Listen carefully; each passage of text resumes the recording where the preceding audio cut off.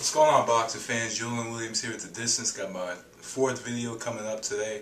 This one's Sylvester Stallone, Boxing Hall of Fame 2011. A lot of people have been talking about it. I'm just going to throw my 2 cents in. We all know the Rocky movies were pretty big or at least the first 3 or 4 maybe.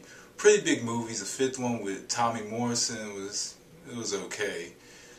Barely sat through that one. When I first watched that one, I watched that one with my dad when I was a kid. And my dad, from Pittsburgh, used to do all this street fighting and stuff, and he actually liked Rocky V because it reminded him of back in the day in Pittsburgh where he used to fight all his friends and stuff. I hated Rocky V. I was more into the boxing aspect of the movie, more so than that street fighting stuff. But anyway, that's besides the point. People are talking about Sylvester Stallone being in the Boxing Hall of Fame. Does he deserve being honored in the Boxing Hall of Fame along with names like Julio Cesar Chavez, Costa Zoo, or Mike Tyson? People that have been in the ring and put their bodies through hell over a number of years to reach that point. Sylvester Stallone is just acted in 6 movies that that have misinterpreted to a lot of people what boxing really was and how the business was. It showed the positive light of the business, and it showed somewhat of the dark side of the business. But it was always a Cinderella story, pretty much to explain it. The ending was predictable. Ending was pretty predictable in pretty much all the films except for the last one, and I thought he was going to beat Mason the Lion Dixon in the last movie. I thought he was going to beat him. That didn't happen. But a lot of it was based on some of the stuff in the business. But if you're gonna put Sylvester Stallone in the Boxing Hall of Fame for being in 6 movies for Rocky, and one of them being nominated for an Oscar, then you might as well put Denzel Washington in the Boxing Hall of Fame for doing The Hurricane. You should put Cuba Gooding Jr. in there for doing Gladiator, along with the other guy. I don't remember the guy's name, but he looked like Dolph Lundgren's love child, whoever that was in Gladiator.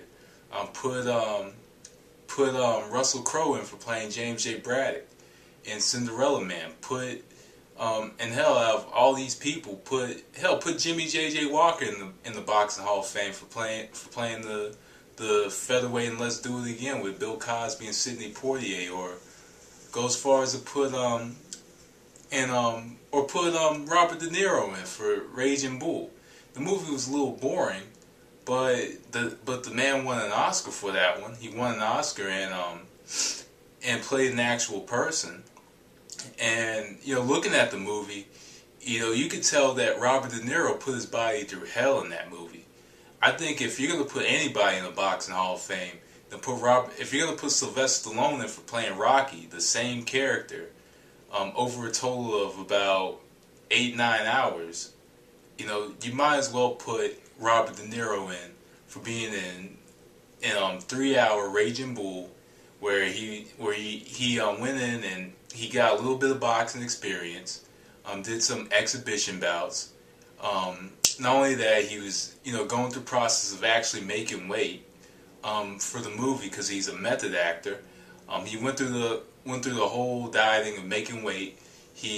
And not only that, the dude moved up like about 70 pounds in the movie to play Jake LaMotta after when his career was over. Moved up 70 pounds. And I think that he done more to his body, to harm his body, to play a boxer in the movie than anybody else that I've mentioned. And one I forgot was Will Smith and Ali. And Will Smith is another guy that pushed his body to a certain degree and I think built up about 30 pounds of muscle just to play Muhammad Ali in the movie, and went through boxing training. But what I'm trying to say is, and yes, Sylvester Stallone did, was pretty much, he didn't really have to go through much boxing training. The dude was already muscular. Anyway, but you know, there's other people out there that have put their body through hell to play boxers. Hell, Christian Bale has done it, but then again, Christian Bale has done it numerous times. If you've seen The Machinist, you see how nasty looking he is in that movie. Don't get me started on that one. But and what's his name? The rapper guy, Marky Mark, and you know, he walks around that he doesn't look anywhere near 140 pounds. He just looks at where he normally is. He doesn't look anywhere near the size of Mickey Ward in that movie. And we all know, you know, if you look at the body types, you know, the muscularity in Marky Mark is different from Mickey Ward. You know, they just look completely different. Marky Mark looks a good 170 pounds, to be quite honest. That's just me being honest. That's just how he looks. But I haven't seen the movie yet, so I can't really make a determination. But through the pictures, he does look a good 160, 170 pounds maybe. But overall, though, should Sylvester Stallone be in the Boxing Hall of Fame? No. I don't think he should. Even though that there are Hall of Fames, and it makes the Hall of Fame look kind of like a novelty as well. Hell, like, and I keep up with wrestling. I look at the WWE Hall of Fame.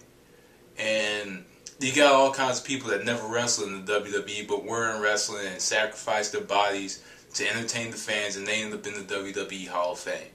And there's some people that have never wrestled in WWE ring, like Bob Uecker or Pete Rose, and they pretty much have him in because baseball's not going to put him in the Hall of Fame. But you know, you have those people that haven't wrestled but were beloved figures in the Hall of Fame. Hell, William Shatner is in the WWE Hall of Fame, I believe. I think William Shatner's in it. Either somebody that has nothing to do with wrestling is in the WWE Hall of Fame. There's a few people like that.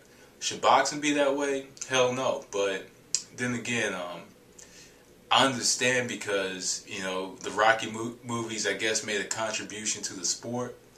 But it's like this: if you're gonna put Sylvester Stallone in, then you might as well put Robert De Niro in, because the man put himself through hell to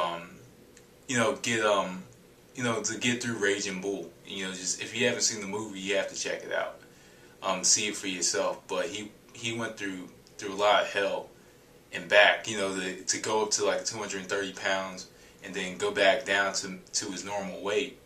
You know, just look at that movie and then tell me what you think. So anyway, guys, that was The Distance. Thanks for watching. Peace.